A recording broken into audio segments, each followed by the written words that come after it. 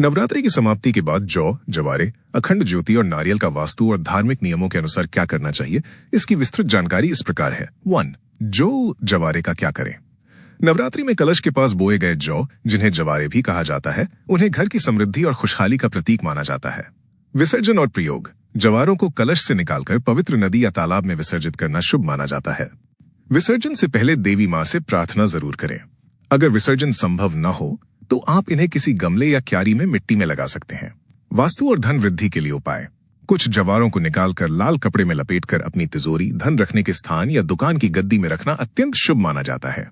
इससे घर में धन की कमी नहीं होती और बरकत बनी रहती है। आप इन्हें अपने घर के मंदिर में भी रख सकते हैं। 2. अखंड ज्योति का क्या करें। अखंड ज्योति पूरे 9 दिनों की साधना और ऊर्जा का केंद्र होती है। बुझाने का नियम। नवरात्रि की समाप्ति के बाद अखंड ज्योति को कभी भी फूंक मारकर या जबरदस्ती नहीं बुझाना चाहिए। ऐसा करना अशुभ माना जाता है। ज्योति को अपने आप शांत होने, बुझने का इंतजार करना चाहिए। शेष सामग्री का प्रयोग। ज्योति शांत होने के बाद उसकी बत्ती को निकालकर अलग कर लें। यदि दीपक में तेल या घी बच गया है तो उसे फेंके नहीं। इस तेल घी को बहुत पवित्र माना जाता है। आप इसे पुनः पूजा में इस्तेमाल कर सकते हैं या घर के अन्य दीपकों में डाल सकते हैं। क्षमा प्रार्थना। अगर किसी कारणवश अखंड ज्योति गलती से बुझ जाती है तो तुरंत मां दुर्गा से क्षमा प्रार्थना करें। 3. नारियल। कलश पर रखा हुआ का क्या करें।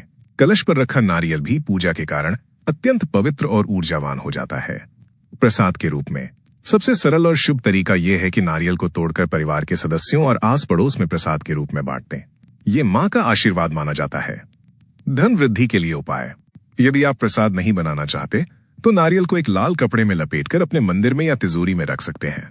इससे घर में धन और सौभाग्य की वृद्धि होती है। विसर्जन। अगर नारियल किसी कारणवश खराब या सड़ा हुआ निकलता है, जिसे बहुत शुभ संकेत माना जाता है, तो उसे प्रसाद के रूप में उपयोग न करें। ऐसे नारियल को मां से प्रार्थना करके पवित्र नदी या जल में प्रवाहित कर दें। अंतिम सुझाव। पूजन सामग्री का विसर्जन हमेशा श्रद्धा और सम्मान के साथ करना चाहिए। ये ध्यान रखें कि विसर्जन का स्थान स्वच्छ और पवित्र हो, जिससे किसी भी सामग्री का अनादर न हो।